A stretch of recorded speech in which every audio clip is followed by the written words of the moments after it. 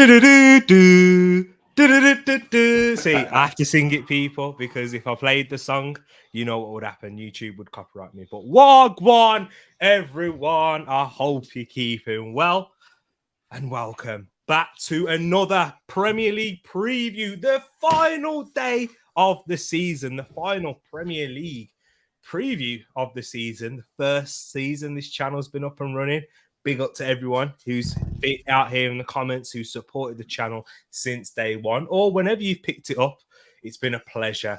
And thank you so much. And of course, I've got my brother, I've got my bro in here, my co-host for this show, Edmin. That's why the name he goes by, people. If you're new, big up my bro. Thank you for coming on. How are you doing, man? Yeah, all good. Got a bit of a cold, throat's a bit sore. Other than that, all good. You had a good week as well? Yeah, it's been a busy one. Yeah. I only just got back in time from taking Jacob to kids club tonight to get back in time for this. So yeah, and then the usual Friday night connectivity issues. No idea what's going on. My end this time, yes. And Rich, you are right.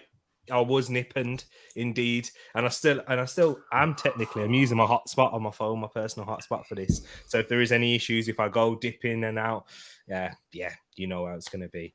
So, people, we have got a big show planned for you. It's going to be a brilliant one with lots of discussion points, with the predictions to go through. Of course, if you're not used to it. Basically, we discussed the fixtures at hand. You guys drop your predictions in the chat whilst Ed is reading out the records and stats for for each game, respectively. Mm-hmm. And then there's 3 points for a correct score, 1 point for a correct result. And people, what we're going to be doing, we're going to be talking about the games. This is going to be a different format to how we usually do it. A bit of a match of the day style, if you watch Match of the Day in the UK. And by that, I mean, when we talk through the games, we're not going to be talking about each game individually. We're going to be grouping it up for its relevancy. So if we're talking about the Liverpool versus Wolves game, we're going to also be talking about the Manchester City versus Aston Villa, because of course it's important for the title race and then for the relegation battle, top four, etc. So people. So make sure you smash that like button if you haven't done so already to support these streams so that we get this out to plenty of football fans out in here. But before I do that, I'm going to big up everyone who's in the comments right now. We got Peony in the place. We got Matt G, Sartvik, Bobby, Mr. 200 himself. Oh, big up Matt. Matt, you're going to be... We got Matt Smith, not Matt G. And he's going to be ridiculously ecstatic after last night. And you know what? I'm not going to go into too much detail because I don't know how much you would like for me to share, but it's just amazing to see how football is the most important of unimportant things and how much of an impact it can make you feel on your overall mood. And guys, what I just want to say is keep Matt in your prayers. Send out some love for him because he has been going through a difficult time of late. I'm not going to go in too much detail because, like, if you know Matt personally, you can go and have it. If you've met him through the channel and those things, there you can have a chat with him and those things. But go subscribe to the weekly armchair as well. And what I want you to do right now is send out your love and prayers with Matt. He's got personal things going on, but I just want to give him a massive thank you for all the support that you show, me. I didn't even know about his certain issue, but you know what I mean, until I found out yesterday. So, but this guy continues to be the amazing man that he is, showing support to myself, sending me personal messages and whatnot, telling me to keep my chin up. And this is the wonderful community that we have created, and thank you for being a part of it, each and every one of you. But big up Pax is saying, still late, the shame. Technical difficulties. Big up T-Sheet in here as well. And we got Rich in the place too. But we'll get right into your comments, people, and we'll get ready. And Moss is in here too. Big up Moss. Moss, yeah. It does feel like dial-up at the minute. It really does. It really does, indeed. So we'll get right into it before the internet decides to conk out again. So, of course, we have to start. And Vibes is just coming in saying, "Oh, Lan, look at the Frank Lampard, you see." Hey. I was trying to work out who that was, but yeah. It's a meme, a Frank Lampard one. But so we'll get right into it. And there's only one place that we can start, really. And that is to do with the title race. Ed, take us away for both fixtures. Manchester City versus Aston Villa at the Etihad, and Liverpool versus your team in Wolverhampton Wanderers. Yeah, so Liverpool fans probably turn away now when you look at the stats below. Man City versus Villa, the last 5 meetings have been 5 quite comfortable wins for Man City. So Liverpool fans, there's not a lot of hope in the stats there either, with Man City's XG at 2.6, Villa's is at 1.4, and the average goals is expected to get at least a winner in 3 goals in this game. So the points, the average goals, and all the stats in this game don't push towards a draw. So, like I say, Tishy, Jamie, all the other Liverpool fans in the community look away now. And then when we go to the form of the individual teams, probably Man City's worst bit of form for most of the season, because that's not just loads of W's. There is a draw and a loss in the last 5 games. Villa's a bit all over the place, a couple of wins, a couple of draws, and a loss. And if we go to Merseyside for the other game in the top race for the top, we have Liverpool with the XG 2.65, so slightly higher than Man City's.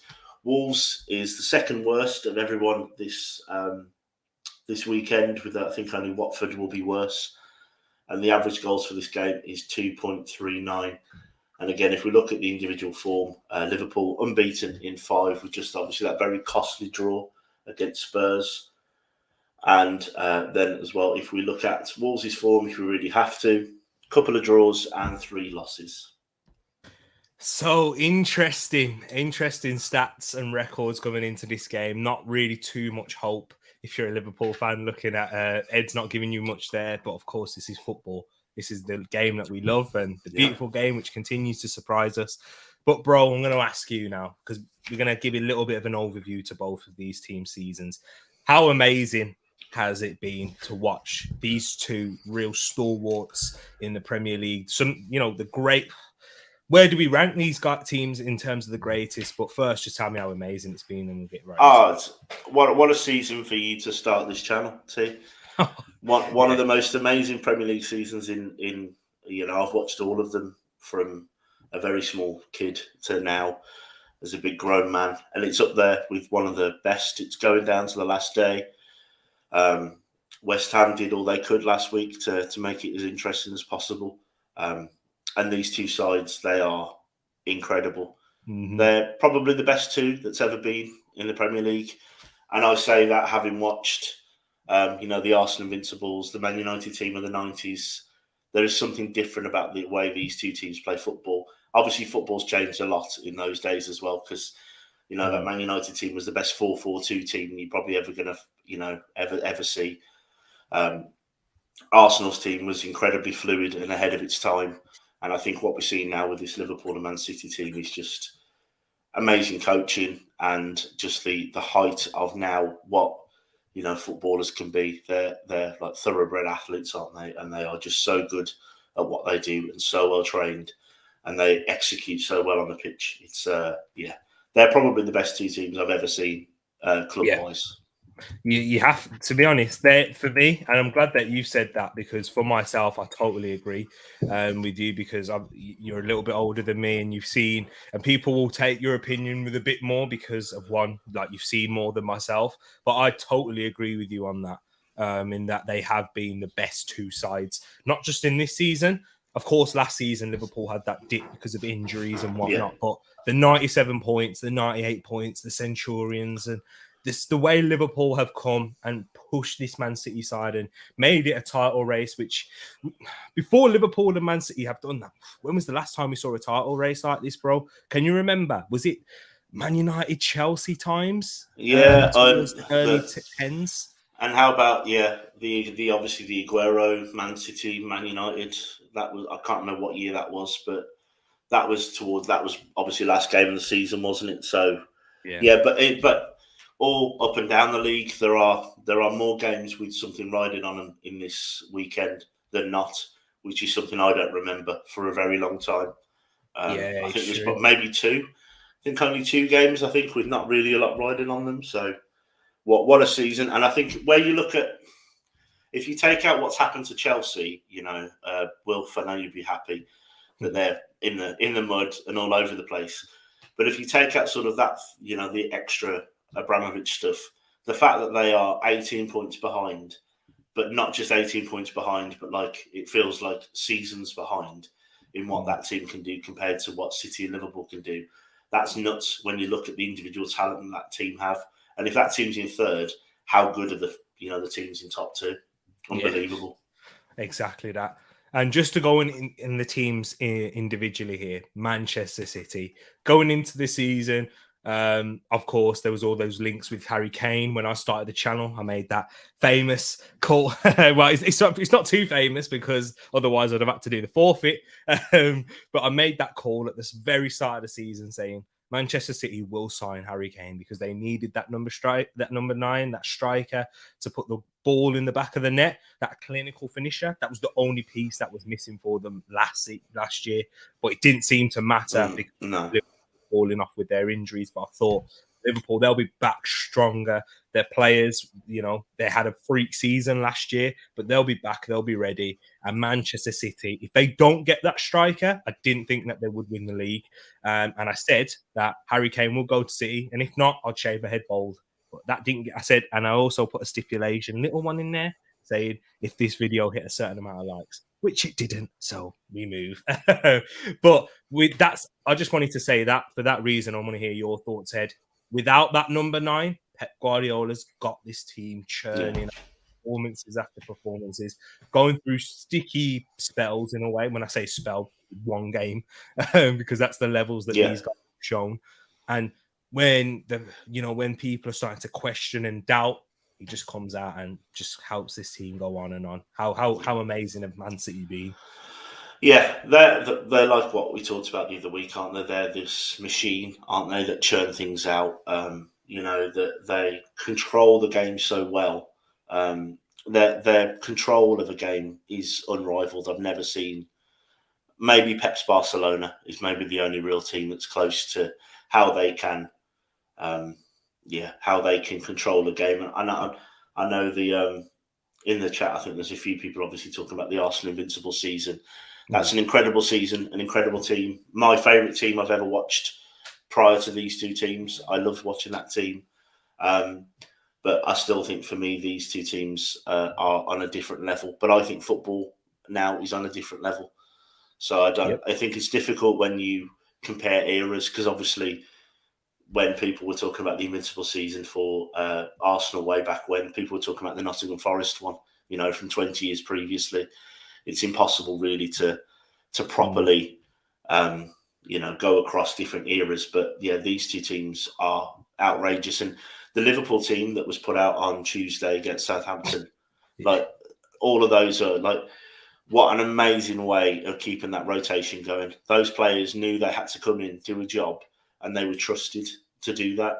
And they eked out a 2-1, that can't be underestimated. And maybe only Ferguson's United are any close to that ability to squad rotate and to bring in players that probably shouldn't be in that team and to drag them up to that level that they needed to be. Excellent. Exactly. And in a way, taking my Arsenal hat off, literally, I'm not literally going to do that because it is an Arsenal hat, as you can see. But you do have to put these in the favour of these guys is the competitiveness of the Premier League because of the amount of funding.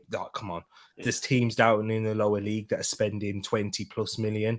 And unless you're Norwich, anyone can beat anyone in this league. And that's the amazing part about it. Like Liverpool, they're having to grind out a win against Everton, who are then in a relegation battle, who are beating Chelsea, Manchester United. Manchester United fall off, they go off drastically because other teams are ready and there to pounce. And there's no guarantee. And as you can see, these two are a level above. And I've heard criticism saying, "Oh, the league's not as good as it is. Look, it's just like the Bundesliga, or it's just like La Liga when it's a 2-horse race." But hang on, that's not because these two sides completely monopolize the league like how it is in Germany, in La Liga. Or even in Ligue 1. in that way, but the competitiveness is ridiculous. And every play, like, we'll do this at some point in the summer because Bobby, I know he's got something planned on his channel, but where we will do a draft picking at least one player from each team that could fit in the likes of Liverpool, Manchester City. That you could literally do that from top to, as I said, everyone but Norwich. So that's how good that this team is, and these leagues, this Premier League is. And that's why the top four is having lower points tallies, because teams in mid-table and towards the bottom can take points out of anyone. So that's why it is pretty amazing to see what these teams have done and smashing the 90 points barrier when Leicester won the league with 81, something like that. Yeah, exactly. So it's just crazy to see what these guys are doing. So massive credit to them. Manchester City setting the pace, setting the tone, have not fallen off. Even though we doubted them, we saw the defeats against Tottenham, the defeat and draw against Crystal Palace, thinking, right, this is where it's going to go Pete Tong for them. Liverpool having a rough start to the season, but then going on a ridiculous run. I'm sorry, Man United fans, because you don't want to be talking about this, but it is true. The levels that they have set is ridiculous. But we're going to go into the predictions for these games now. So, Ed, we're going to talk about your game before, because this is in Manchester City's hands. So, Ed, right. Liverpool versus Wolves. How do you see this one playing out? Wolves will. Are we doing Liverpool game? Wolves will roll over quite comfortably. We're not going to put up any fight. Yeah. How you saw against Man City? Well, no, there was a bit more of a fight in Man City. I'm talking about sort of the last few games we've played. We have been dreadful. This Liverpool team will be out to do their bit. I don't see Wolves causing too much of a fly in the ointment in this one, personally. Yeah, there you go.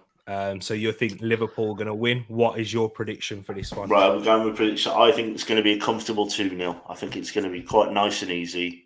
A 2-0 win for Liverpool. 2-0 Liverpool win. I'm going to get these written down because, guys, we don't have it on the spreadsheet for or on the PowerPoint for today because we are doing it in a good, a special edition. So it was getting all like mixed up and those things. So we're going to have these written down, but don't worry, Edmund is still going to work out your scores. I've got them all. Got them all. So and that's your prediction, a 2-0 Liverpool win. Yeah. For myself, I'm backing Liverpool as well. I think it will go in a similar way where Wolves just won't be at the level required. I mean, even if they did have motivation, it would be difficult anyway. But given that, and it's, you're on the beach, we've seen it over the last few weeks. I'm going for a 3-1 Liverpool win. I think they will concede with that high line. Maybe you can get. I don't know who scores. I don't know who scores for us. That's my problem. You can see Hwang. You know what I mean? Maybe. He can't trap a bag of cement. I don't rate him either. But... I mean, you weren't saying that at the start of the season. No. I'm going for a 3-1 Liverpool win. So Liverpool will do their job. Let's see what you guys and girls are saying in the comments before we get into your predictions. No how saying here. I would say City are better team, meaning I'd expect them to get more points over a season, but I'd always back Liverpool to beat City in a one-off game, and that's crazy that's just ridiculous to see. Like, the levels that they have put, like Liverpool, how they play against City, it seems to be their kryptonite in a way. And Liverpool, the fact that we doubt Liverpool. People were putting Liverpool below Man United this season in third and fourth. And it's crazy to see. We'll also do a video running back my predictions at the start of the season, because I know I've met a lot of you guys during the year and you may not have known what my predictions were. But I did do a video on that channel and we will be bringing that. Don't you worry. You see, my predictions ain't all that bad. That's all I will say. But yeah, I'm being thick. Is this a prediction show different to the Discord predictions? No. So have you guys put the... So I think some people might have been putting their predictions in the Discord. That's fine as well. If someone could put the Discord link into the chat, that would be great. But no, if you put them there, put them here, wherever, put them in the comments after in the YouTube video, I'll pick them up. But Peony, the predictions that T put in yesterday was for yesterday's games because we didn't have a show to cover those off. Which, spoiler alert, the TTF got one bang on yesterday. So there's been a change at the top. Here we go. Here we go, people. So let's see what other comments you got before we go into the predictions. We got, does back-to-back influence the discussion at all? When you're saying back-to-back, do you mean Man City winning it back-to-back? Or are you on about when United won it back-to-back? I'm thinking. Yeah, I think, doing it back to back is the hardest thing ever, wasn't it? That's what Sir Alex Ferguson said. So I think so. Yeah. But Yeah, they're very true. I think if we're talking about overall quality in one team, I would go over these two. But yeah, it's very different, very difficult. Yeah, to compare eras. Exactly. And Paxson bringing up on Luke and Bruno Lage talking about Wolves. Bruno Lage needs a massive change in the summer. I'm not seeing anything great so far, but he needs time, I guess. And Ed, it'd be interesting to hear your thoughts on this because I was speaking to someone at work who is a Wolves fan, and I asked because I've seen a little bit of negativity around the thoughts on Bruno, thinking he's not quite good enough, and there's just some of the rumblings in and around the fan base and whatnot, and he's not too happy with him, and he would be happy to see a change. And I know there's other Wolves fans believe that. What are you thinking? Well, I think he deserves a chance to mould the team into the team that he would have. He's making the most of what Nuno left him, basically. Not sort of unlike what Arteta had to do with Arsenal, but on a smaller scale, and what Man United are still struggling with. There's a lot of players there that are coming towards the end of their contracts and the end of their run with Wolves. He's supposed to be this offensive football coach, 4-2-3-1 type coach, but we played the first 3 games of the season and outplayed all of the teams and lost 1-0 because it couldn't work with the players we've got. Jury's still out for me on him. Yeah, it should be. In-game management is awful. His substitutions are terrible, but he is still only in his second proper job. So we'll see. I think an off-season, swapping some people around, seeing where we are. I predicted at the start of the season we'll finish 10th, and I think that might be where we finish after Sunday. I could see a couple of teams hop skipping over us based on who they're playing. So I had us, and that's where I was, and that's where I thought we were going to be. In the grand scheme of things, that's not a bad season, given the fact that you knew you was having a new manager that had different thoughts and he wanted to play a different style. And looking at the end of the transfer window, I know we spoke about this in the last preview show. He wasn't backed in the way that you knew he needed to be. There was a lot of signings falling through. Like we said, Renato Sanchez, he was meant to be coming through. Sven Botman, he was another one who looks like you may have missed out on now if he goes to AC Milan or Newcastle or whatever. So it has been a difficult one for him to manage. But that what I saw at the start in your style of football, not necessarily getting the results, but how good you looked and pleasing on the eye, and you was creating chances.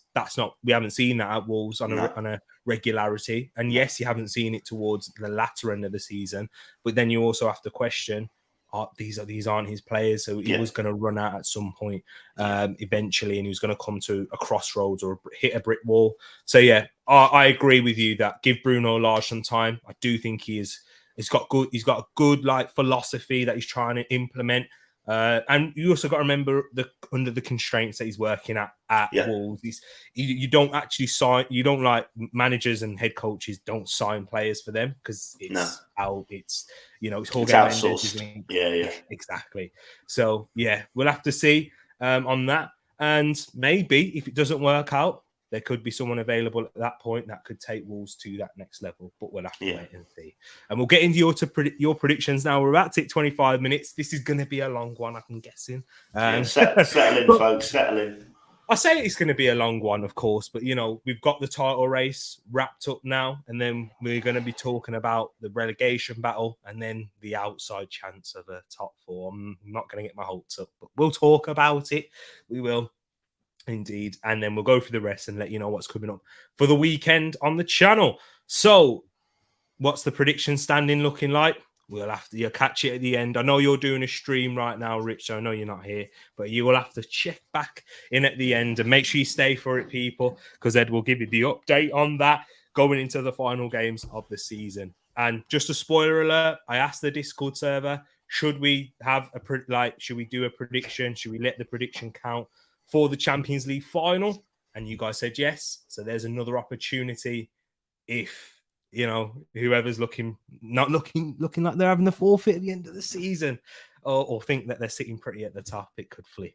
We're giving our titles. But Paxton has gone with a Manchester City 3, Aston Villa 0, KDB, Silva, and Gabriel Jesus. So he's seen Manchester City winning the title there, and Liverpool going out with a whimper, really, by drawing by 2-2 right there.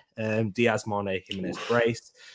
Bobby also in agreement in that Manchester City will win the league, saying that they'll win by 3-1, but Liverpool will comfortably beat Wolves 2. T-Dog in the place saying Liverpool will win by 3-1. 4-1 says Peeny, 2-1 Man City, Watkins, Kevin De Bruyne, and Grealish. So a tight one there, but he also sees Liverpool winning right there. And that's Peeny saying 1-1 for the Manchester City versus Aston Villa. So I'm guessing he thinks Liverpool are going to win the league, and that's the first time we've seen it so far. So Peeny's gone with Liverpool to snatch it on the final day, but no how. He's gone back to City, saying 3-1 to them and 2-0 Liverpool. Mr. 200 thinks that City will win the league, winning by 4-1, and then Liverpool winning by 2-0, and that's the same as T-Dog. I think he's given 2 predictions there, T-Dog. I'm guessing one of them's for City. And then we've got, he's got 3-2 City right there. You didn't do your forfeit. That will soon come. Well, it's not a forfeit. It's singing. It should be a pleasurable experience for you guys. Well, we'll have to wait to see if I can hit them vocal cords. I'm trying to get myself practicing and those things. But yeah, I'm trying to think because I was meant to do it last week, Saturday, but I was at Drew's, my nephew's for his birthday, and I stayed over to help clean up and those things. My apologies there. But I think I can do it this Saturday. In fact, I will be doing a stream as well on Twitch, just letting you know, but we'll talk about that more towards the end. And your predictions are in the Discord. That's all right. If you want to put them in there, if you're in the Discord server, that's fine. But if you're here, you may as well chuck them into the comments right now. And that will come. And look at Tishi back in Liverpool saying 2-1 Villa, and then Liverpool to win by 3-0. Thank you for all your predictions there. Have we got more? Let me have a look if we've got any more in the chat right now. Big up to everyone who's joining in as well, who's just come in. Make sure you give us your predictions, like King, my brother. Legendary Apex United has already won the league in a multiverse. Big up yourself, Legendary Apex. Look, keep on dreaming, my friend. Keep on dreaming indeed. But King has gone for a 4-1 City, 2-0 Liverpool. And we'll talk about that indeed, King. Don't you worry about that. But we'll go on into the next fixtures now. And we'll go into the relegation battle where it is. We didn't give our City ones. Me and you. We haven't done our City. Oh yeah, we haven't done our City one. So yes, I went 3-1 Liverpool. You went 2-0 Liverpool. For the Manchester City Aston Villa, thanks for reminding me, bro.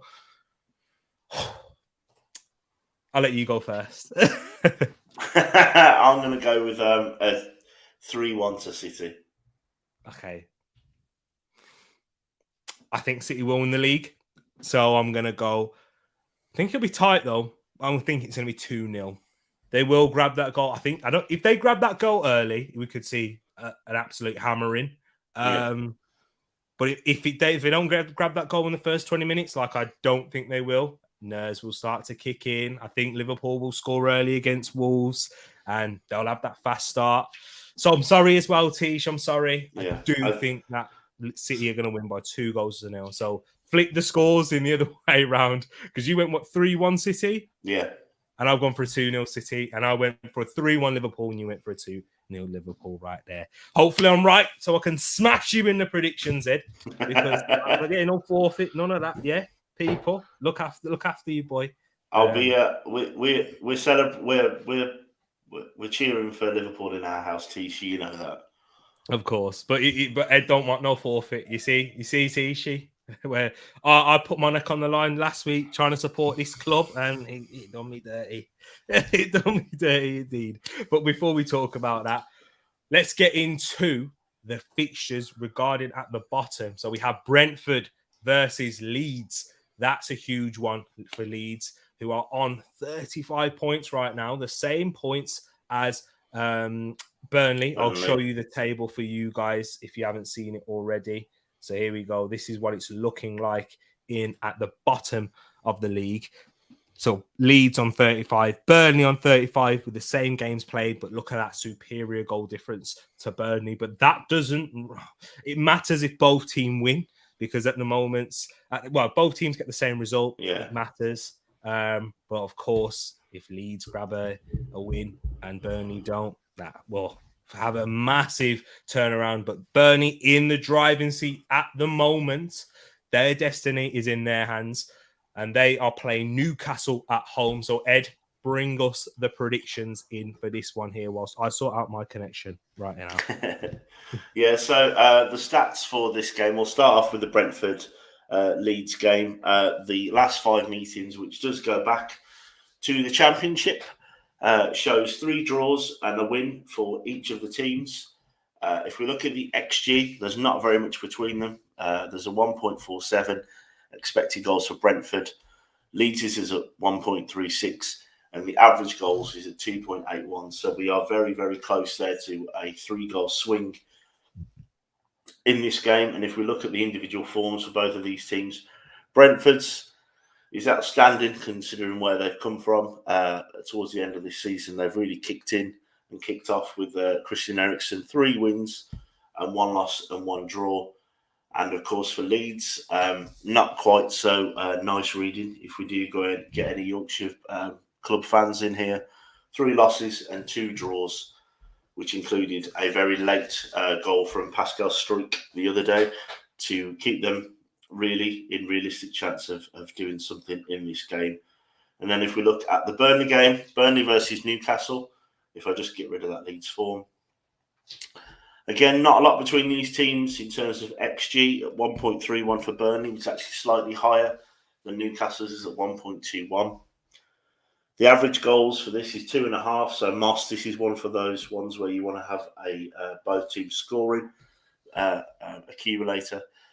And if we look at the last 5 games, there are 3 losses for Burnley. So 3 wins for Newcastle, 1 win for Burnley and 1 draw. Yeah, and T's just put up there Burnley's form overall with 2 wins, 2 losses and a draw for Michael Jackson's team. And Newcastle's form, 3 wins and 2 losses for Eddie Howe's team. You're on mute, T. As I was saying, that last game did come up against the mighty Arsenal, which is probably why I shouldn't have said that and why I got left on mute in the end. But yeah, we'll talk about the relegation battle right now because this has been an interesting one. Before we talk about Leeds and Burnley, bro, did you see any of that game? Was you keeping up with it, or did you just catch the end result between Everton and Crystal Palace? No, so I've watched all the extended highlights of all the games from yesterday in preparation for this interesting game. I think there was a dodgy foul throw from Matty Cash, I think, as well. I don't know if you've seen that led towards before the goal. Oh no, I haven't seen it. No. 1 foot was on the pitch. He kind of threw it from here, so it was quite a few phases of play back. But I think some Burnley fans are a bit unhappy about it. So yeah, really interesting, I think, to see what happens with these teams at the bottom. Because like you talked about in terms of the quality of this league, you know, none of these teams are really on paper bad, are they? Only Norwich and Watford, really. Burnley, Leeds, they have some good footballers in those teams. So it's going to be really, really interesting. And Newcastle haven't gone down. You know, they're not on the beach.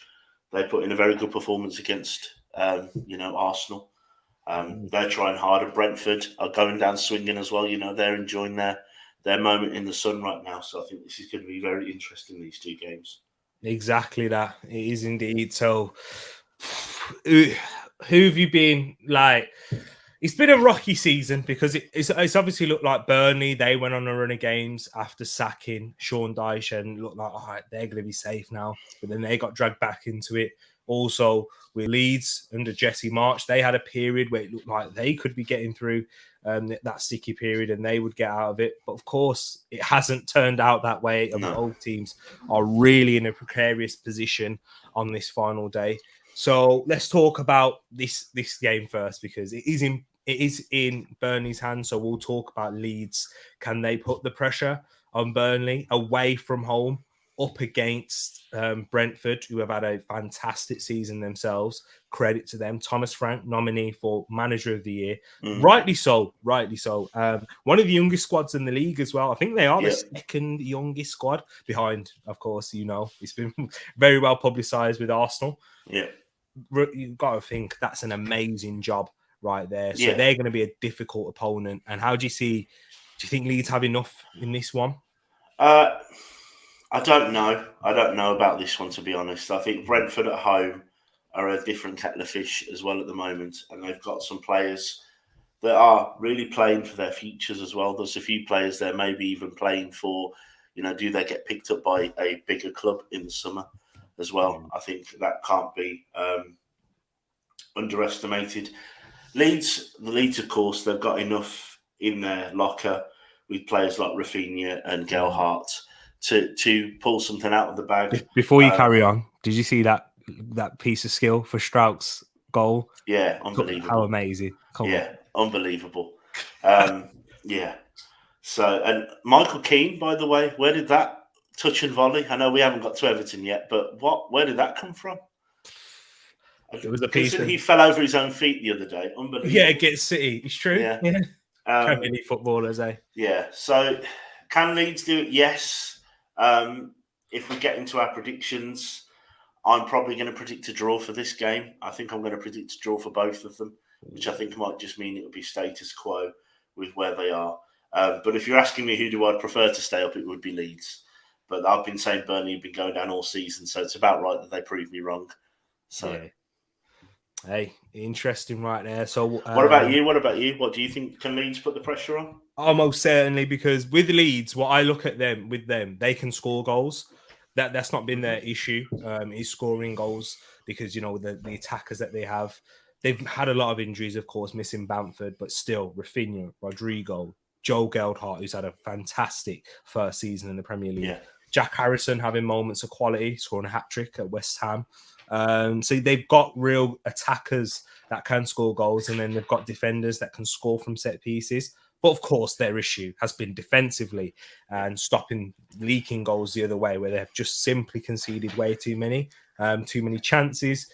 With Marcelo Bielsa, that's how he played. They had to get rid of him to give themselves a chance. Jesse Marsch, who has, I wouldn't say he's stopped the leak in terms of goals, but he's made them little bit more pragmatic. And when I mean by that, relatively to Leeds, it's not a pragmatic style, of course, still, but he's got kind of reined it in a bit, right? Reined it in a little bit. Yeah, rein it in with the stupid high line. It's still high, but it's a little bit deeper. They're a lot more forceful in challenges, which is, where you've seen result in red cards and whatnot to Ayling, Dan James. But the reason why Leeds are in this position is because of injuries. We have to be honest. They were missing the likes of Liam Cooper, Calvin Phillips, Patrick Bamford for the majority of the season, not for a period, for the majority. And we've seen with teams last year, like Liverpool, we mentioned, Arsenal this season. This is when you're missing injuries for an extended period of time, it will affect your form. Yeah, and throughout the whole season. Key players as well. Key players, leaders in the dressing room, not just, they are three players that are a part of a spine. The spine is the most important thing. And then if Rafinha is the reason why they've been, they're not relegated right now, having the quality like that. And listen to T-Dog right there. If you like it, hit that like button. If you like biscuits, big up T-Dog. That's what I'm looking at with Leeds. And their fan base have had crazy moments this season, dashing papers at Rafinha when he's about to take a corner, holding the ball like they did against Chelsea whilst they were losing. Crazy moments like that. But I think they will have a great away support trying to carry them over. So here's my prediction. I don't know if you said a draw, didn't you? I'm going for a 2-1 Leeds win. I think Leeds will grab that win in the end. But now we're going to talk about Burnley. Make sure you get your predictions in, people, for Brentford versus Leeds and Burnley versus Newcastle. For the record, I'm going for a 2-2.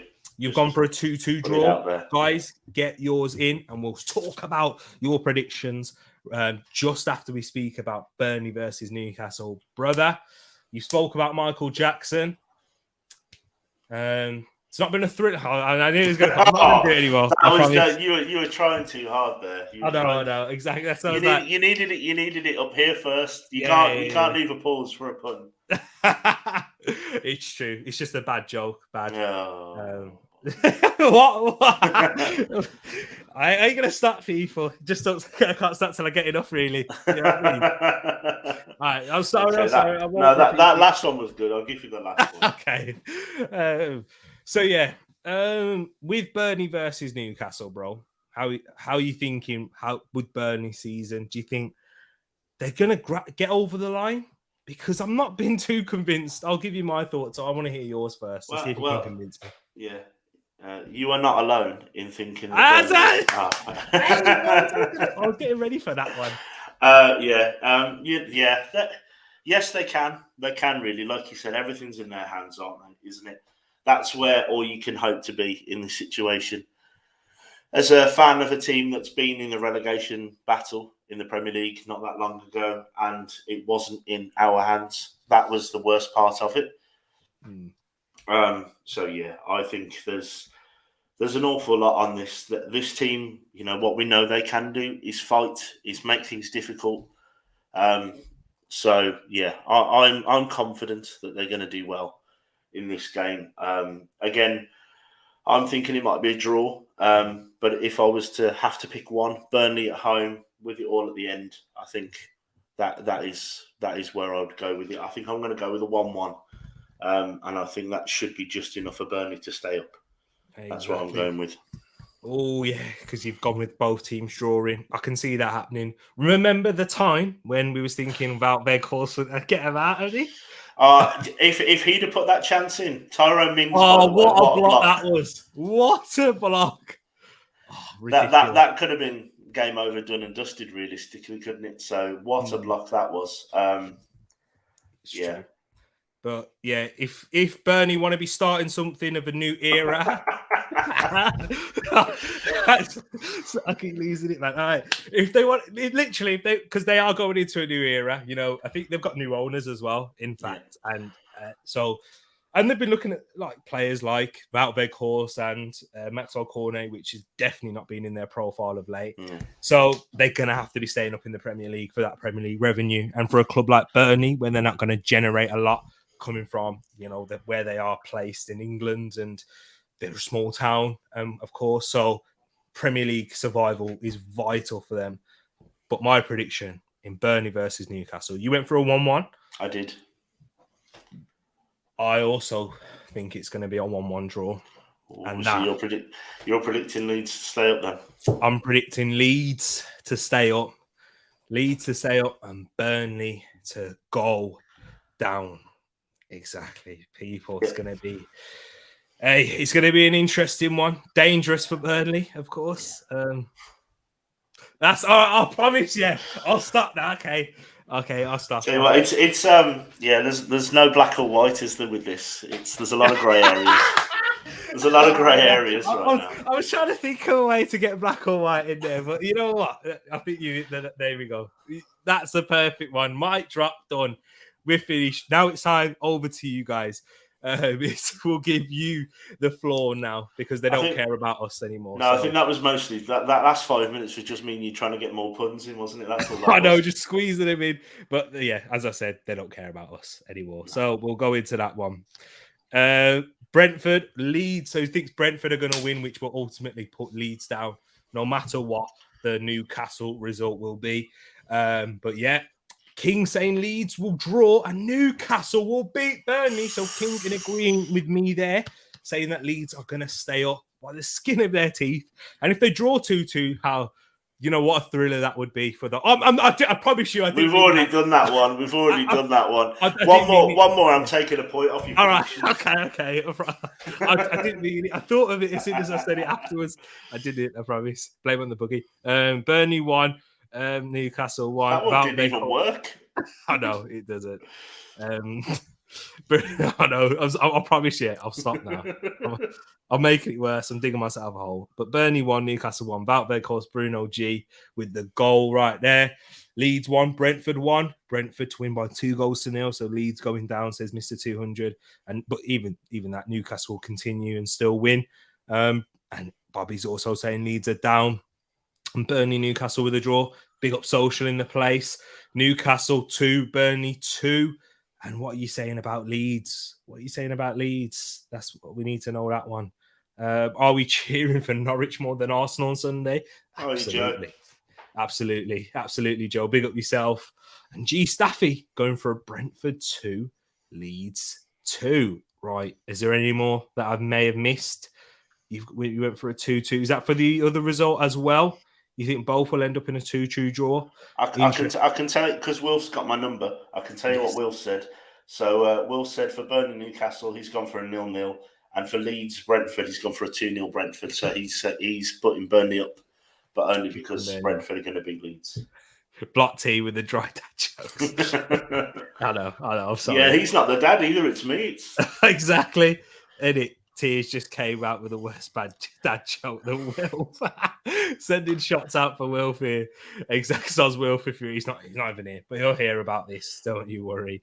But we've done with the Michael Jackson jokes and the Burnley ones. So we'll move on from there now and talk about the slight possibility of a top 4 race, if it's even that.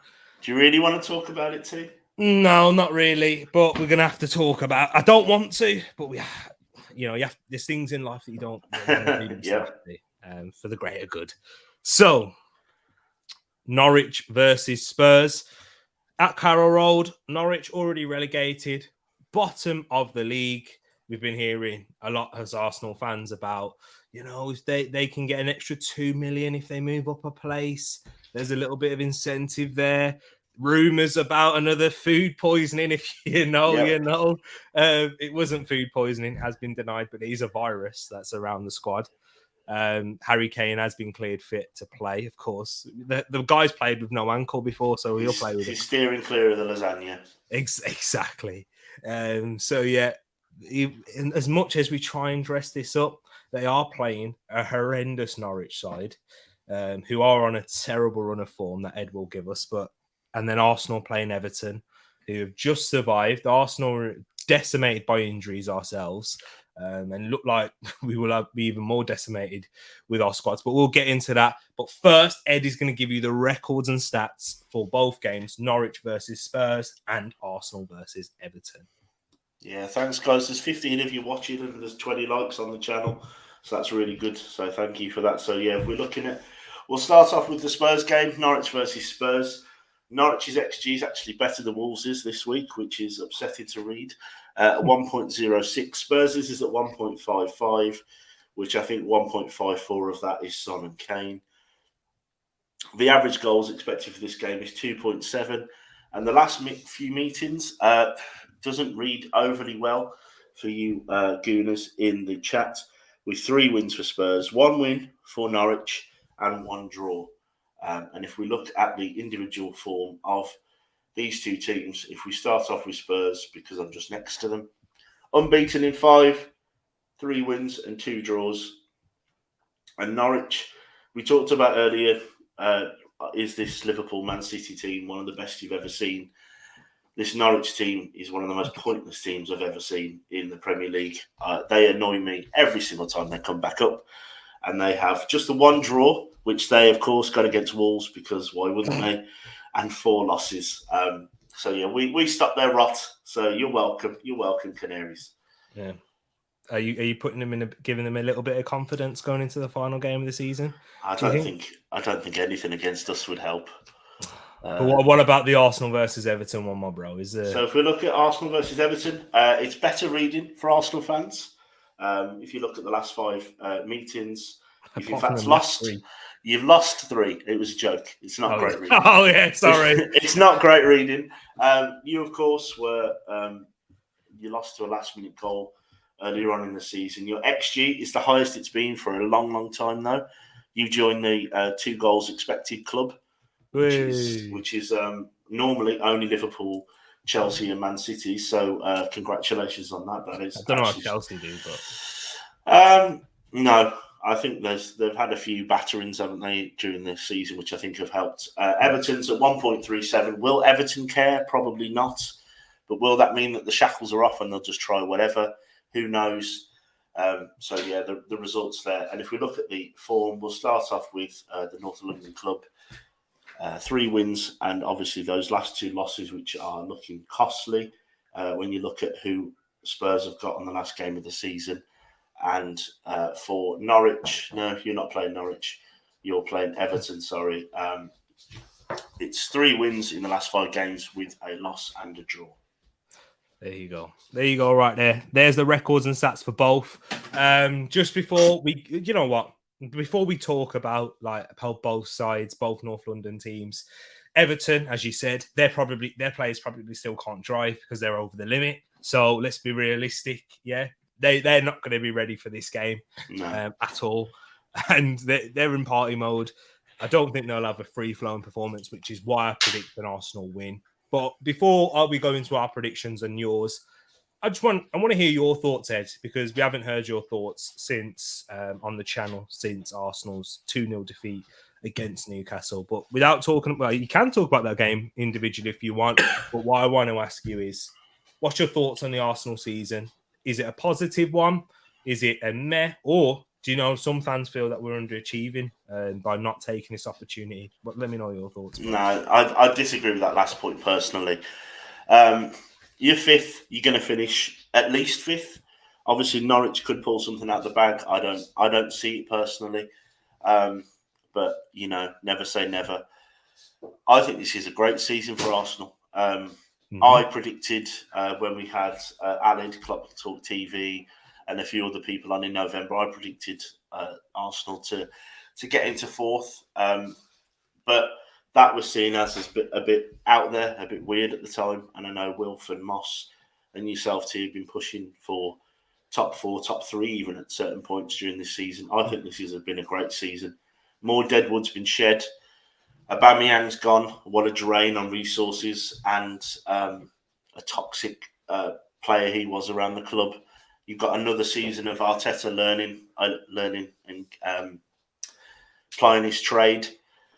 Next season, even if you have a similar season, but of those 13 losses, if you just eke out 6 draws out of those instead, you're comfortably in 3rd if this season finishes this way. I think it's an unbelievable season.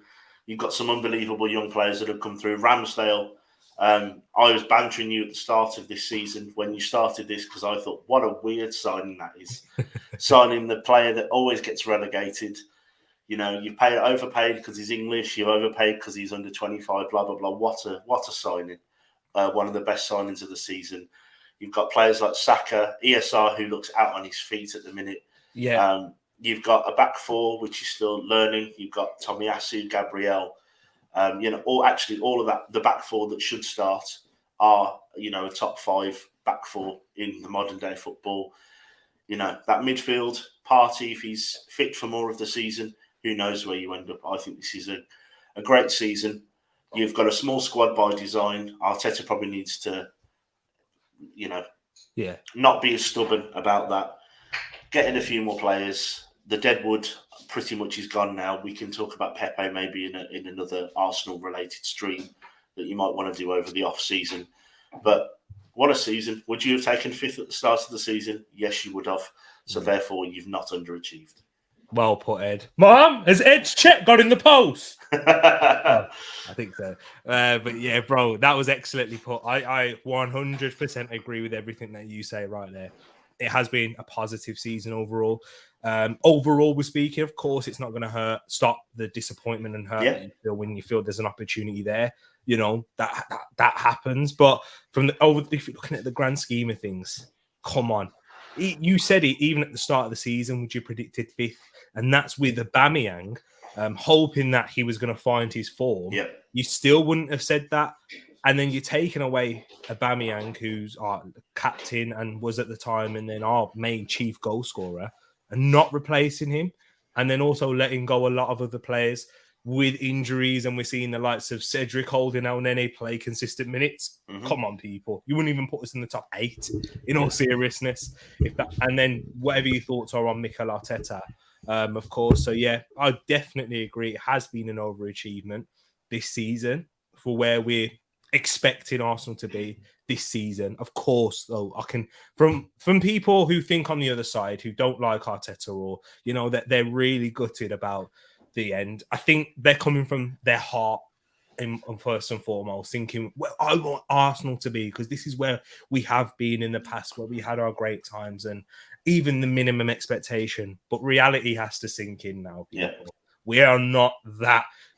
Yes, we are that club by history and fan base and whatnot, but we're not at that level on the pitch, because Manchester City, who are a smaller club, Chelsea, I think are, Yeah, they are. They are. There you go. Ed's words, not mine. There you go.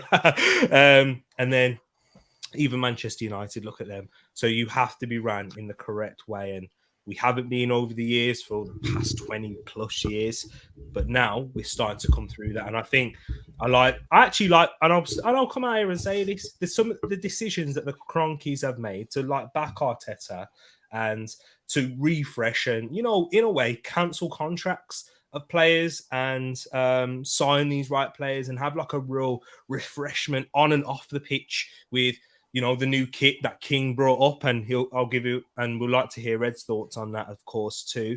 £5 from every purchase goes to Arsenal Foundation, which will then go into the local communities. And we've seen that over the season with the, your chips are, etc. with Ramsdale. This has felt like much more of a community club again, which is what football clubs should be.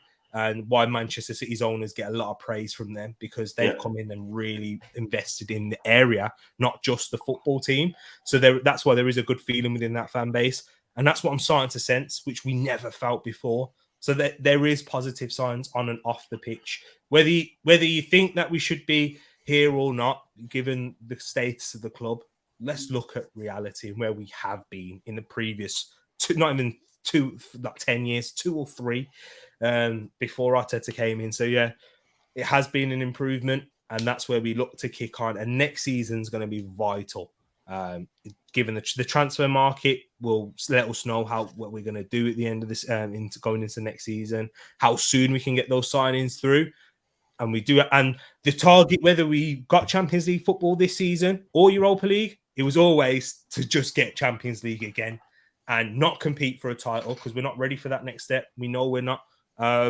So yeah, it's just get to that next stage and maybe grab a trophy on the way, whether it's a Europa League or an FA Cup or a League Cup or just a final. Do you know what I mean? Because cup competitions are hard to really gauge, because there's a lot of luck and those things, the luck of the draw, injuries and moments and etc. So, but yeah, overall, Champions League football is the expectation for next season. So yeah, but Ed, what is your thoughts on the new kit? I like it. Yeah, I like it. I like the colour. I like the look of it. Arsenal kits often are pretty spot on. Some of the best in the league. So yeah. I like it, and I didn't know about the £5 thing going to the community. That's a good move. I think the Cronkies, they've got a lot to row back on, haven't they, with what they've done? But why not?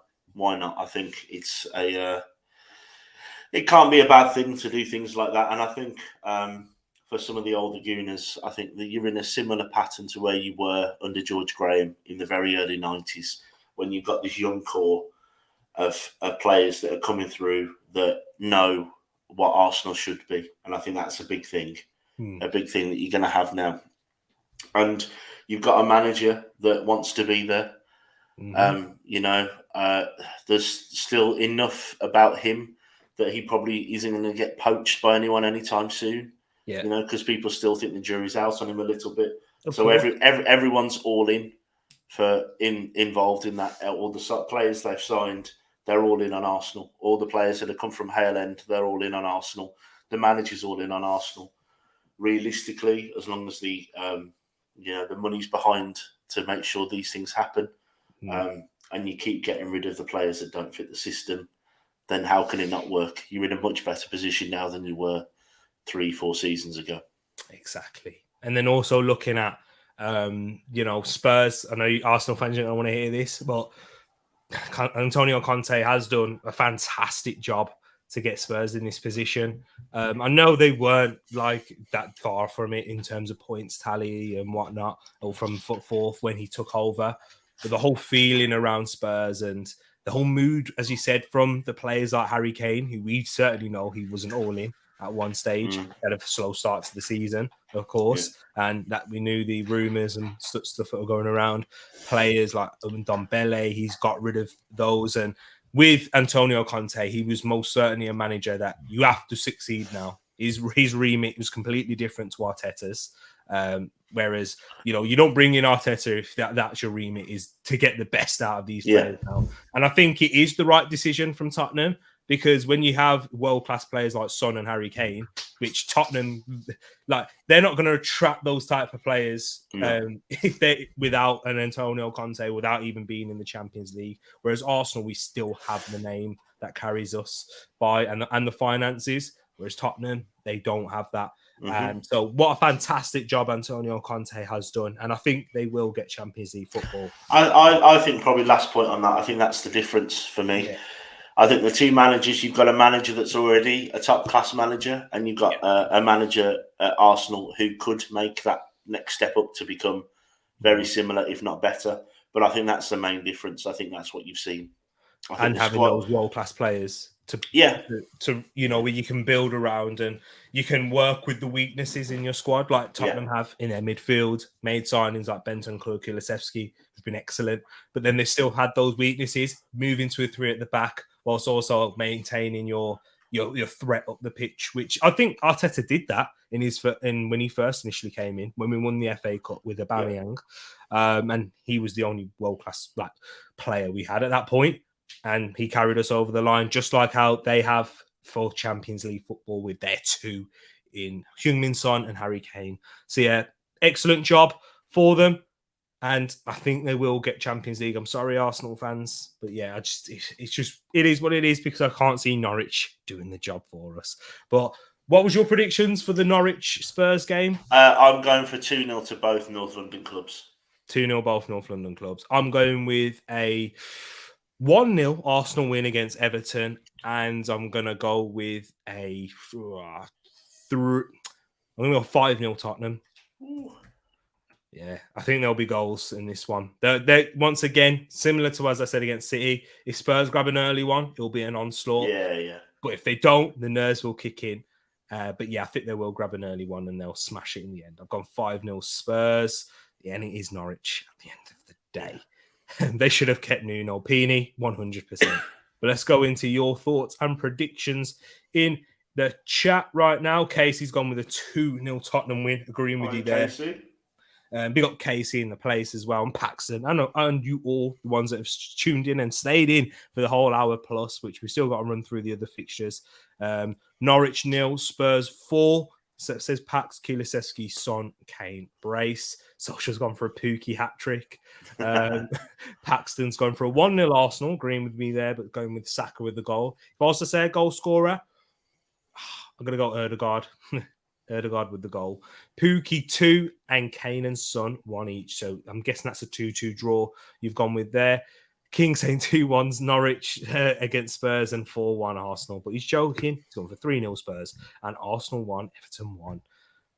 Bobby, who's gone with a 1-0 Spurs win and Arsenal winning by 2-0. Arsenal 3-1, he's saying, with Eddie, Saka, and Martinelli with the goals, and DCL. He's back. I'm not too sure. I'm not too sure. But yeah, it's certainly an upturn, and he'll get confidence going into next season from that goal there. And Social. Possibly at Arsenal. Yeah, that's probably. Oh, I hope not. I hope not. Indeed, they need to stop these parachute payments. Stop Norwich keep coming back, and this is a point that Gary Neville said. What's your thoughts on that, quickly, bro? Yeah, completely. And Fulham, they need to stop it as well. Yeah, I think we'll cover it whenever we do the Tereak Talks awards and the most disappointing team of the season. For me, you can keep your United, you can keep your Arsenals and all the other people that. For me, it's Norwich. They are They turn up every other season to not do anything and go back down again. I don't know how it must be to be a Norwich fan. I think I'd rather stay in the Championship, personally. Hey, look at this! Look at these words from Alid right there. Big up yourself, Alid at Clock Talk TV. Make sure you go and subscribe to him. But look at this, is it, man? Grace, it's a criminal act to put me in a combo with Tereak and Ed. This show is unmatched. He's put goat in there. Oh man, hey, my head's already big enough. All right, I'm gonna have to loosen this hat a little bit now. We were myself and Grace were watching Alid's watch along the other day. That's why we teach you. Was you for the Liverpool game? We were giving him some love, but yeah, he's a big fan of the show. He deserves it, man. Great man and great Did channel. Really well. You know what I mean? But an even better man. Love to you, Aled, as always. King saying, sorry, that's on me. That's all right. Where is the celebration police when Everton celebrated like they won the quadruple? A team that spent money to be a Big Six team. It's exactly that. I think they're allowed to celebrate staying up, though, right? I think he agrees, but there was Arsenal, at points, with our celebration police. Yeah, hey, but you weren't staying trying to create at Arsenal now, Ed. Let us breathe. All right, do you Jose thing? Exactly. And these were the predictions for the relegation battle. If you haven't done them already, if you're watching afterwards, make sure you get them in the comments section below or in the live chat if you're watching now. Peeny's gone for a 7-0 Arsenal win. Norwich Spuds 1-0. He's keeping the faith up. Arsenal winning by 2-0. Mr. 200 and T-Dog, and he's also gone with Norwich winning, keeping the faith. 2-2 draw, and then look, big up Luca in the place as well, who's gone with a Norwich 0, Spurs 3. Big up Luca. Go subscribe over to his channel also, and of course Moss himself. And we got Bobby too, and Bobby's also saying we would lose football clubs if they stop parachute payments though. And do you know the reason we'd lose football clubs is because these guys are poorly run in the end, because like Norwich and Fulham, not Norwich, they're not a poorly run club financially because they don't spend when they come up, which is why they're able to get these parachute payments. But clubs like Fulham, who spend a lot, get sent back down, come back up. They need look. I don't know if you've heard as well, bro, but Burnley and Leeds have launched complaints about Everton, who are in ridiculous amount of losses over the past 3 years. And the rules are, if you're not familiar or aware, over 3 seasons, over 3 years, the Premier League will allow you to be in 105 million worth of losses. But Everton are in 372 million worth of losses. But they're accounting that and saying, it's because of COVID, That's why the Premier League have relaxed these financial fair play rules. But Everton were in massive losses anyway prior to COVID-19 happening. Yeah, they're being awfully run, haven't they? They were signing players left, right, and centre. They had. Do you remember that season? They had about 14 number 10s, but didn't play with one and all that kind of stuff. So they're. What we need is we don't need people to bend the rules and let people off. What you need is an independent regulator to look at all of this and to make sure these people are doing what they're supposed to be doing. It's true. You are right, my bro, and that's what we need, and that's what people are trying to put in now, and the work that people put in, of course. So big up to you guys that do that, and we need to see it come in. But we'll run in through the final fixtures right now. We will go one by one. We'll give our little brief overview on how these clubs have performed over the season, because they don't really have too much to play for. But there is still something to play for these two teams. And we'll go with one by one first. We'll go Brighton versus West Ham at the Amex Stadium. Ed, can you hit us with the records and stats for that one there, my bro? Yeah, so Brighton versus West Ham. 5 draws on the bounce for these teams against each other. Brighton are back to being the XG monsters that they were last year with 1.63. Graham Potter's magic wand is doing its thing. West Ham's at 1.43. they had their emotional goodbye to Mark Noble, of course, last weekend. And the average goals for this game, just over 2 at 2.39. And then if we look at the form quickly for both teams, Brighton's form, 2 draws, 2 wins, and a loss. And then if we look at West Ham's form, sort of dropped off a bit of a cliff compared to where they have been in the season. 3 losses. That includes, of course, the Eintracht Frankfurt semi-final and a win and a very impressive draw last week when they were very, very close to upsetting Man City. But, of course, amazing save from Fabianski kept it at 2-2. There you go, right there. Interesting. So, Ed, what's your thoughts being on Brighton, who aren't competing for anything at this point as a season? Graham Potter, my boy. Yeah, I think he's not just only stabilised them as a Premier League club right now. If they get a win, there's a very good chance that they jump up into 9th or 8th, depending on what the other 2 teams above them do. What an unbelievable season for a club that size, with a budget that they have, which isn't overly, extraneous, and good coaching. You've got £30 million apparently for Cucurella to go to Man City. Obviously, that's one of the rumours that's flying around at the minute. They are basically doing what Southampton used to do and doing it better. They're finding players from nowhere, making money on them, but the difference is with this team is that they seem to be constantly improving. Great side to watch play football. They're probably a slightly better striker away from being challenging for for European places, and for a team the size of Brighton that were close to going out of business when I was, as a teenager. Unbelievable job that Graham Potter's doing, and it probably won't be long till the next job that comes up in a more lucrative team, and I reckon he'll be poached very, very quickly. I think Brighton did very astute business getting him to sign that very big contract, which I imagine will probably bankroll their next few managers after him.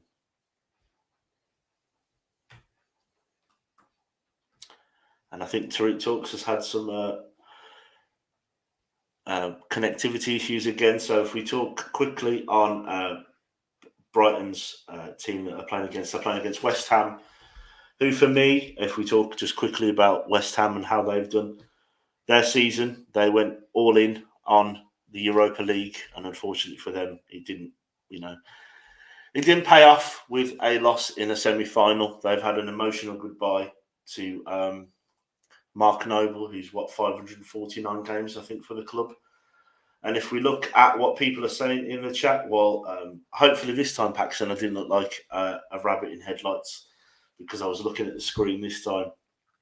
So if you haven't already, get your predictions in for this game, which is, and I'll put it on the bottom again for you guys to see, it is Brighton against West Ham. It is, they are 7th playing 10th. And I envisage Brighton getting something out of this game. I'll give my prediction before I go through yours.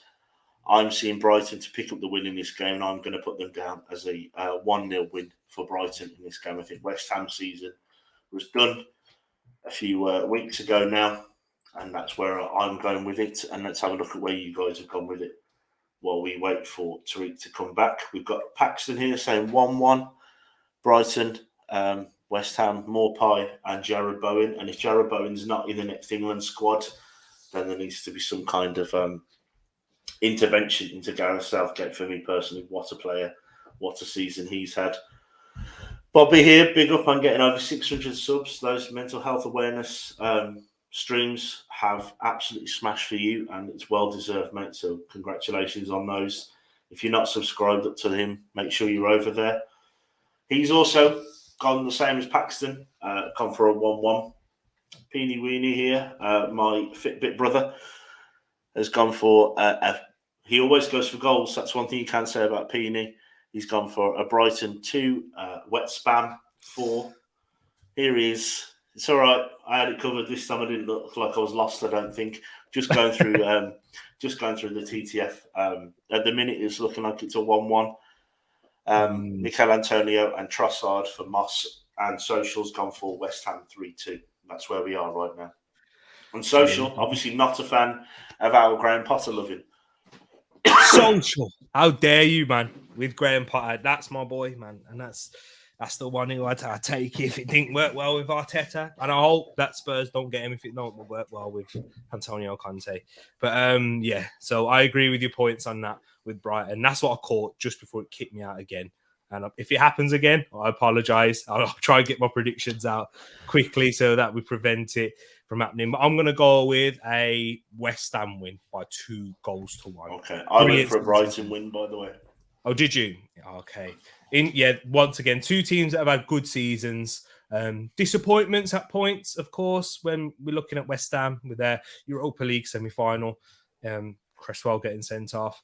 And, a big farewell to their club legend in Mark Noble. So, yeah, massive for them. Good season, though. Ready to kick on for the next season if they can, sort out the striking depth in particular and keep onto some key players. And then Brighton, if they can find some hidden gems, of course, like the likes of Yves Bissouma, Adam Webster, they can push on even further with Graham Potter at the helm. Hey, you're close, Social. You're close. Hey, you're close. Yeah. But yeah, I've gone with a 2-1 West Ham win. So, Crystal Palace versus Manchester United. Manchester United, if they win, they secure their place in the Europa League. But if West Ham win, like I think they will, they could drop. And if they don't win, they could drop down into the Conference League. I'm trying to have a look at the table right now. I did have it all set up until my internet decided to play up. So Man United are on 58 points and West Ham are on 56. So yeah, if West Ham win, they will need to win to get there. Although because their goal difference is lower, is by 10, in fact. So if they finish on the same points, West Ham will finish above them. Yeah. So yeah, they need to better the result of West Ham, in fact, or match at least. So yeah, right there. Manchester United, Crystal Palace. Let's hit us through the records and stats for this one at Selhurst Park. Yeah, so Palace versus Man United. We've got Palace there with 1.37 as their XG. Man United's at 1.55, and the average goals, we can pretty much call that 3. They're expected to get a winner in this game. And the last 5 games shows 2 wins for both and a draw. And if we look at the individual forms, the home team, the South London team in Palace, 2 wins, 2 draws, and of course that loss against Everton last night, which secured Premier League football for Everton for one more season at least. And Man United's form, every week we seem to say that they're on an awful run of form, but they're still 6th. So still don't quite know how much of a good job Ollie did at the start of the season. But they're on the back of 3 losses, 1 win and 1 draw. Interesting one right there. Talk about Crystal Palace, bro. They've had a relatively good season, overachieved as well in their rights. Transition from a new manager, from Roy Hodgson into Patrick Vieira, different styles of play, and then bringing in a lot of new players after letting a lot go on a free. It's been a good transition for them, an FA Cup semi-final too. What's your thoughts been on them? And do you agree, before I go, because I don't want to leave this out, Social saying hopefully Vieira can kick on with a win. I don't blame him for kicking. You don't enter the field of play for me. Mm-hmm. If you go there, it's the player's domain. I don't know why you'd want to. The Billy Sharp attack is horrendous. That was crazy, man. I don't understand it. I've been on the pitch when Wolves got promoted. It was TCM's birthday. Really? A long time ago now. I had to leave. All right. No, I'm joking. No, I didn't say what birthday. I just said it was it's true. Just said before we were married. I'm just trying to get you in trouble. That's all. But at no point did I think I'm going to smash into someone with my head. I don't quite understand it, but yeah. But on Crystal Palace, what a transitional season this has been, because it hasn't just been transitional and they've, stagnated. They're 13th. A win could move them all the way up to 10th, depending on how they do. They brought the average age of their squad down from being the oldest to being sort of like 6 years younger or 7 years younger. It's ludicrous. It's Patrick Vieira's sort of first really big job, and he seems to have done a very, very good job. Again, they've probably done the opposite to what I talked about with Arsenal. There's a few too many draws in there. They've lost, I think, a lot of points from winning positions. And I think, again, if you just look at maybe doing three, yeah, exactly, 3 or 4 of those results where you don't, and you pick up an extra, even if we just even it out to be 10 points, they're on 55 points, and again pushing for Europe. What a season! We'll see what they do. Again, they've bedded in some players that I'm still not. Jury's out for me on Mateta. Still he looks like he's about to fall over every time he gets the ball at his feet, but. He's, scored a fair few goals. They've signed him up now. They've got stability. I think they've got Wilf there for the rest of his career. They've got some ridiculous players like Eze still coming through. Who knows what they'll do with the Conor Gallagher situation? Their central midfield could look very different if he goes back to Chelsea. But yeah, again, hats off to Patrick Vieira. Hats off to the Palace fans. They make it difficult to go there. Their home form is really, really good.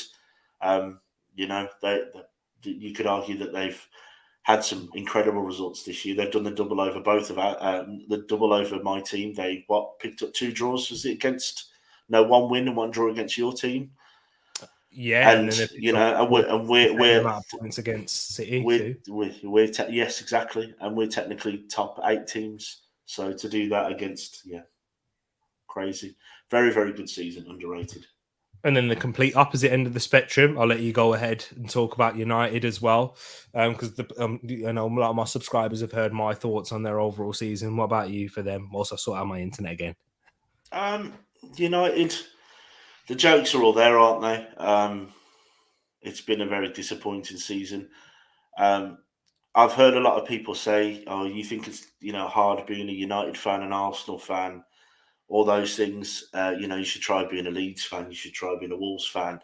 Try being, a Villa fan when you go up and down. But there's levels to what you expect.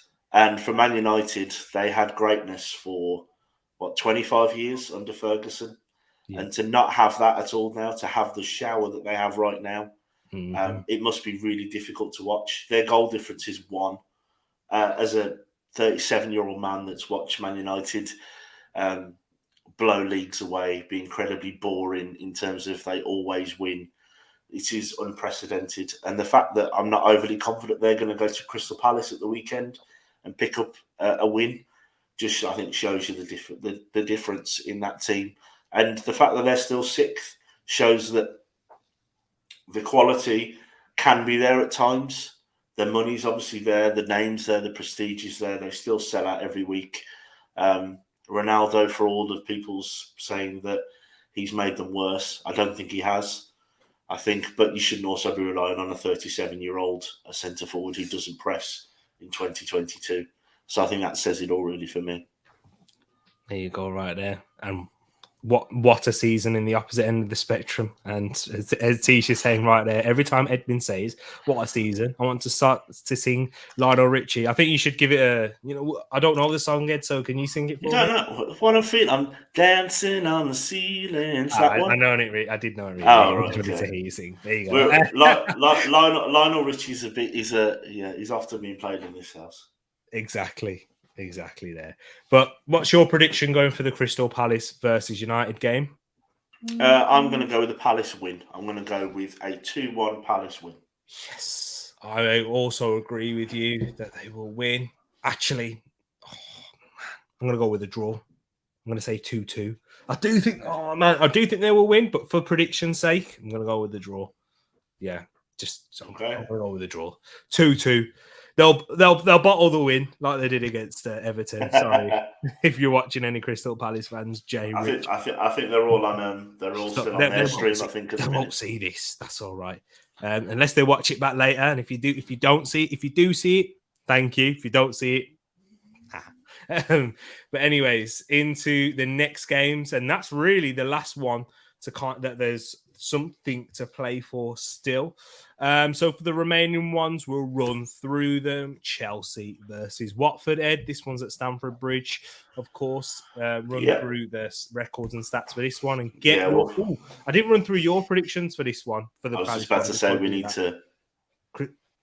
Crystal. I thought it was going to freeze again. Crystal Palace 2, Manchester United 0, 1-0 Manchester United, says Pax. Ronaldo with a goal, back at his boys, of course. Vieira 1, Man United 1, says Peeny. 1-1 draw right there. And T-Dog saying Crystal Palace winning by 2-1.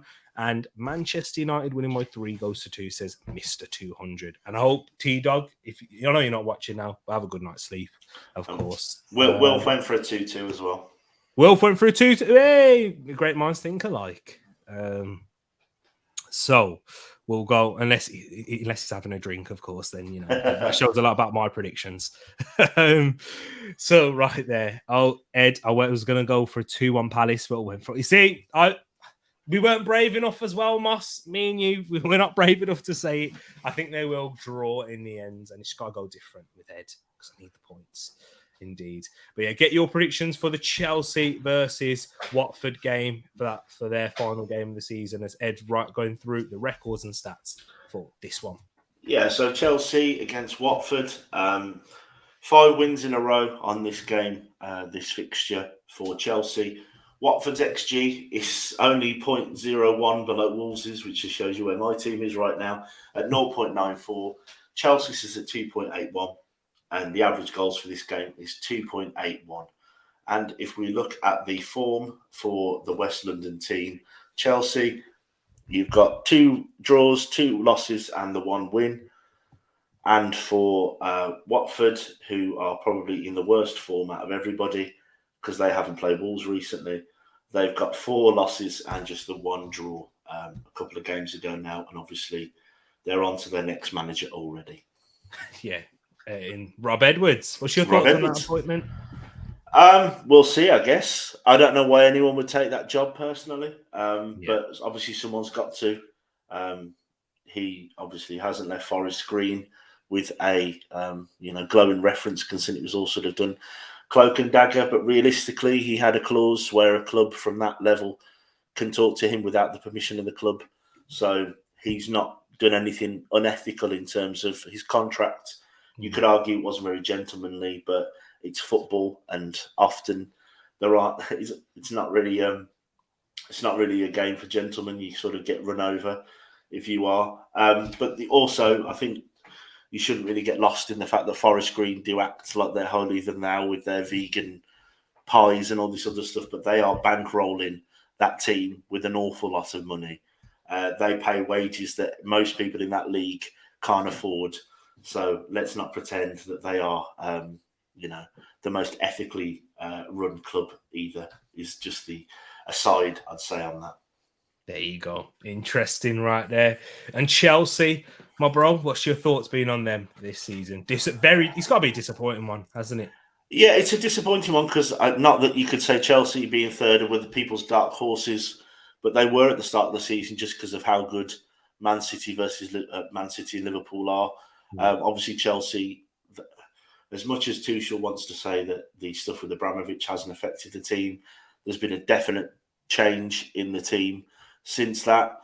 They've also had to deal with the Lukaku car crash from the start of the season in terms of what he said via his agent and sort of giving the kissy face eyes back to Inter. Yeah, they will be disappointed. They'll be disappointed with 11 draws, 6 losses. 71 points isn't enough really to trouble Man City and Liverpool. They're obviously on some kind of horrible run as well for cup final losses, which must hurt.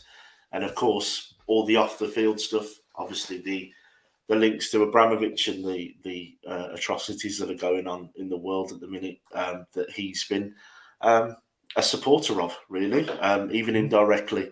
So that can't be easy to swallow either. So I can't imagine it's much fun being a Chelsea fan right now. Of course not. But the future still is yet to be seen with Todd Burley, if that all goes through without any hiccups, of course. But we'll have to wait and see how that one goes there. But in terms of the prediction for this game, I'm going to go with a Chelsea win by 3-1. I think they will win it, and 3-1 in this game. And then what about you, Ed? Do you see Chelsea winning also? Yeah, 4-0 is what I've gone for. 4-0. And those of you in the chat, Bobby's gone for a 2-0 Chelsea win. Paxton's gone with a 3-0 with a Lukaku hat-trick. What a way to finish his season that would be, by the way. I know, right? It's stat padding galore. It's like Gareth Bale. I think he went through the end of last season when he scored like a few goals, and people are like, oh, he actually had a decent season when he scored like half of his goals towards the end, and Lukaku might do that for Chelsea right there. But Peeney's gone for Chelsea to lose by 3-2. And Solskjaer's gone for a 4-0 win like yourself, as well as Mr. 200. And Moss has gone for a 2-0 Chelsea win. And Wilf went for 3-1 as well. And Wilf went for a 3-1 as well. They're interesting. Marquinhos, I'm guessing that's been announced, in fact, which is a young Brazilian winger. Arsenal signed from Sao Paulo, teenager. I think he's 18 years of age. Yeah, he is. And has that gone through by the sounds of it? Because I know I think there was pictures of him with the pen and everything, wasn't there, earlier on today? I think that's done and dusted. There we go, right there. So could be the next Martinelli. In fact, it'll be interesting to see his rating on FIFA next year. Whenever I see a player come from a different league when they're not on FIFA, I always think about their rating, see if they'll rate him highly, because they didn't do it with Martinelli. But look at him now. So the next and the final game of the season, and you know what? It's getting a bit emotional because it's the final Premier League preview show. Yeah, game we're going to be having of this first year on YouTube. Don't worry, there'll be plenty more to come, God willing, of course. But thank you, bro, for all the work that you put in before you go and give us this Leicester versus Southampton record and stats for this one at the King Power Stadium. Really appreciate all the hard work you put in, my man. And then sending me the spreadsheets, getting the predictions tables ready, which you will see in at the end. So, yeah, make sure... You're welcome. A big shout out to TCM, who lets me do this every week on a Thursday or Friday and give up an evening. TCM. So yeah, for this probably the most pointless game of the weekend, you could argue. Leicester versus Southampton. Not a lot in it in terms of the form for both teams in this game. So two wins for Leicester. The last two games have been draws, and the one win for Southampton. Southampton's XG at 1.55 and Leicester's is at 1.35. And if we look at the form, Leicester, of course, picked up a draw in midweek with a very good goal from James Maddison. 2 wins, 2 losses and a draw in their last 5 games. And for Southampton doing Southampton things. They've gone through a good run. Now they're on a bad run with 4 losses and just the 1 draw in the last 5 games. Interesting one right there. Leicester and Southampton. Oh, I thought I froze again. Leicester and Southampton. Leicester, underwhelming season for them, given their expectations and what they have achieved in the previous 2 or 3. Southampton, look very, very up and down team. Went through a period where he's going to say, what a great season this has been for Southampton and Hassan Hüttel. Just when you're about to say that, nosedive and nearly get sent into a relegation battle. Yeah. So, yeah. Interesting for both sides. But Ed, what's your thoughts overall on Leicester and Southampton this season? I think both of them will be, fans of both teams will be relatively disappointed with the season that they've had. Yeah. Southampton, only 9 wins. That's not great. They've let in 63 goals, just reading through the stats at the minute, and on 40 points. That's a very bang average season for a team that realistically you'd want to be kicking on from where they were last year. Leicester, of course, sort of had a go at the Europa League. That didn't go too well. Dropped down to the Conference League. Brendan Rodgers didn't even know what it was when they went into it. They're coming out of their season pretty much completely even. They've got a 0 goal difference. They've scored 58, let in 58. They've won 13, lost 14. You know, it's such a middle of the road season for them, where I would imagine after their success of last year, Brendan Rodgers, one of the hot ticket items, not necessarily on this show, but a lot of people rate him as a manager, and potentially, you know, a win tomorrow means they jump up to 8th. If not tomorrow, Sunday, they will jump up to 8th, and I would see that as a Leicester fan as being a bit of a disappointment personally.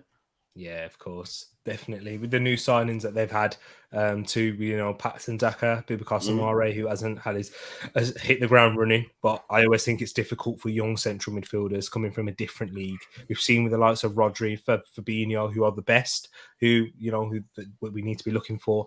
They didn't hit the ground running in their first seasons. It's the most difficult league to settle in. If you're a midfielder, in like a defensive or box-to-box midfielder or at the back line. I always think it is a massive transition. And again, it's better for attackers in their first season. You can hit the ground running if you're like a winger or an attacker, because it does suit attackers with the pace and tempo, intensity, or if you're like a creative midfielder too. Same. Leicester have had a few key injuries to key players as well, haven't they? They were without Johnny Evans. Wilfred Ndidi, one of the most underrated players in the league, was out for most of the season. They were out. Maddison was out for a while, wasn't they? Vardy, when he's not in court at the minute, now he's scoring goals, but he's been injured for most of the season, and he's a big loss for the way that Leicester play. So they've, very similar to where we talked about Leeds and some of the other teams, they have lost.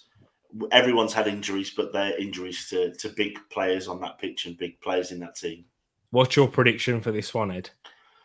For Leicester Southampton, I think I'm going to go with a 1-1. Oh, yeah. 1-1. Do you know what? Guys, I'm going to say this and then I'll give my reason why. I think Leicester are going to win this one 6-4. They're going to 6-4? Right. Wow. Ed, my reason is, and you'll know when I say this now, there's always one game in the last game of the season there is. that there's goals galore. All right, if it's not, you thinking West Brom, Man United that 5-5, and the Tottenham game when Newcastle that were relegated beat them 4-1 was it or something like that. Yeah, guys, there will be a game now. Yeah, there will be on the final day that will have 6-7 plus goals in there. And it will be shared around. There always is. I can guarantee. If I'm wrong, shoot me down and let me know. Those 10 of you that are watching later on, when we do the watch along for the big watch along for the final game of the season, where it's going to be loads of discussions and debates. The floor is yours. You're more than welcome to join for it. Each and every one of you. Where we're just going to be talking, having like a big party. In fact, and we could be celebrating as Arsenal fans, maybe off chance. But I do think there will be a game where there's going to be a mad load of goals. There usually is. I need to think of other games at the final day of the season where there is. But yeah, I'm going for a 6-4 Leicester win. 10 goals right there. And let's see what you guys and girls are saying for this one. Paxton's gone for a 1-0 Leicester win. Vardy with a goal. Same as Bobby right there. Southampton 3-1, says Mr. 200. And then Leicester 2-0, says Moss right there. And Peony's gone for the goal mouth action there with a Leicester beating Southampton. Drawing 4-4, sorry. And freezing right there. Foxes, which is also that's a hat trick right there for Leicester 1-0 wins. So if it is a low scoring Leicester win, TTF, you've done it right there by 1-0. And then the TTF Premier League Awards, stay tuned. I'll have to have a discussion with Edmin when we can get this sorted, make sure we get things sorted in the right way, like a whole presentation style and whatnot. But yeah, stay tuned and I'll let you know on Sunday because I'll speak to Ed either today or tomorrow regarding this. But the upcoming content throughout the summer and whatnot. We'll be in the Discord as well for sort of maybe there can be some slightly funnier awards as well, sort of worst performance or the craziest thing that's happened this week and stuff. And that Paxton's asked my question. I was about to ask you, what's this? So the upcoming Twitch stream, it will be on Saturday night. So I'm going to be starting this from 8 o'clock on Saturday, which I will do some singing in there if you want to tune in. I think, you know what, you can with Twitch streams, you can play music and not get completely shut down. Oh, okay, that's good. Yeah, you just can't have the video shown afterwards in that way, but that's what a Twitch stream's all about. I'll be streaming from 8 o'clock Saturday night, so come and join me, people. Probably be going for a few hours or so. Just chilling, playing games, just chatting. We can watch YouTube videos and whatnot. We can react to certain things. You know what? Just whatever. We could even do a film watch along, whatever you want to do. It's just going to be a time to relax and have fun, have a Saturday night, play games together ourselves. And I'll be looking to do this at least once a week throughout the summer, whilst we're building up into the season. And one day, because if I was blessed, if the Lord blessed me and you guys can continue to show support in that this was a job or whatnot, then I'd be able to do this more on a frequent basis for you guys. So yeah, right now I'm going to try and aim to do it once a week until the football season starts back up. So yeah, just have some fun and spend some time together and getting new people within the community, because that's how I met the likes of Paxton and Josh, was through one of the Twitch streams previously and on YouTube. And how amazing have you guys been? Whatever point I've met you throughout the season, I'm not going to get too emotional yet. I'll save that all for Sunday for you guys, because it has been amazing to meet and talk to every single one of you guys. Because you know what, whether you're in the Discord server or not, I see you guys as like family. That's why I call you the TTF, because me, Edmin, and Tish, when I spent time with them, we like, because we love you so much. We check up on you guys, how they've been and whatnot.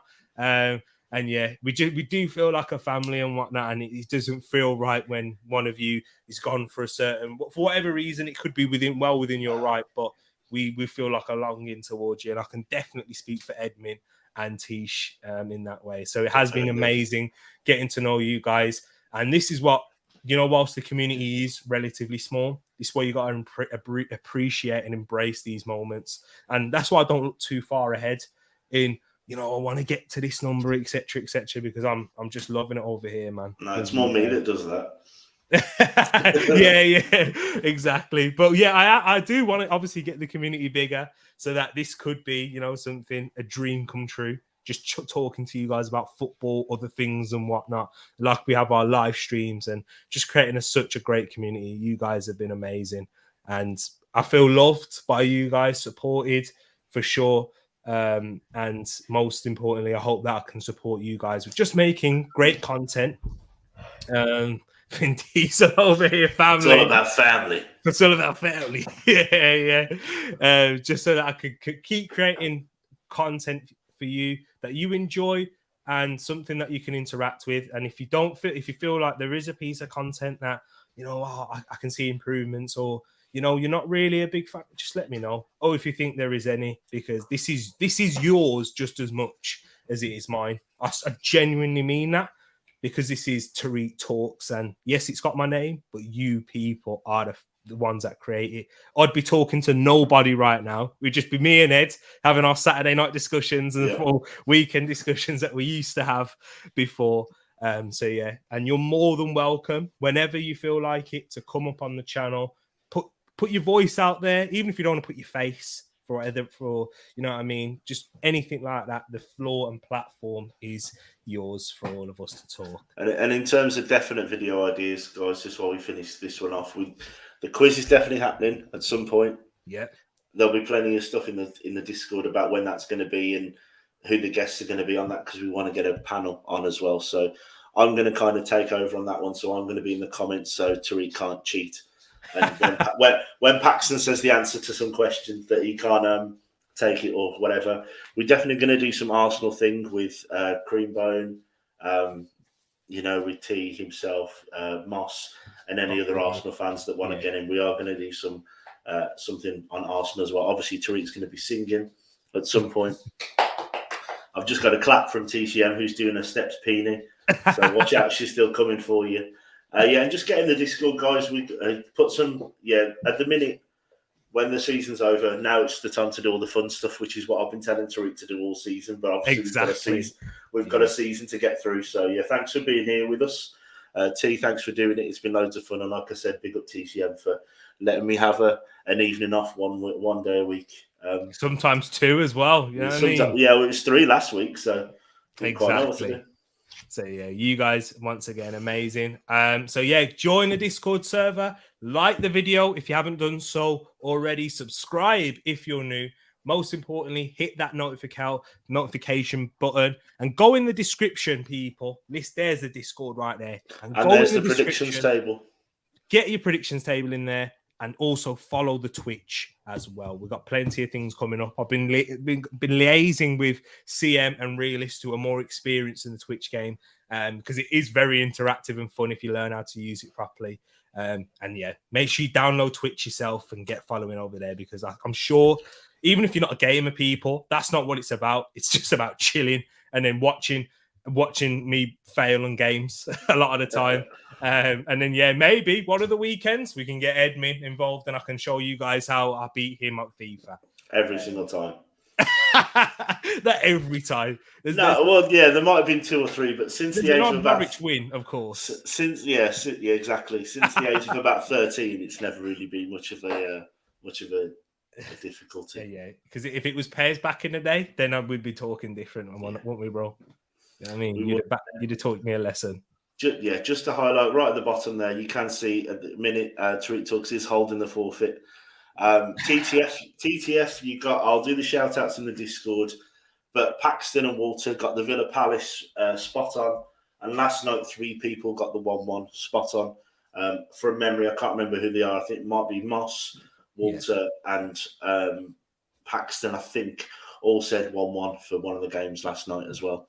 So, yeah. Big up to you guys, man. Disappointed for myself, though. Kept it tight, but still tight, people. And we've still got the Champions League final to predict when we do a preview show for that. So make sure you stay tuned for that one too. So, people, we're going to love and leave you. We're out. And I can't wait to see you guys tomorrow for that Twitch stream. But before then, enjoy your Friday night and, chill, relax. And me and Edmin are out. Peace.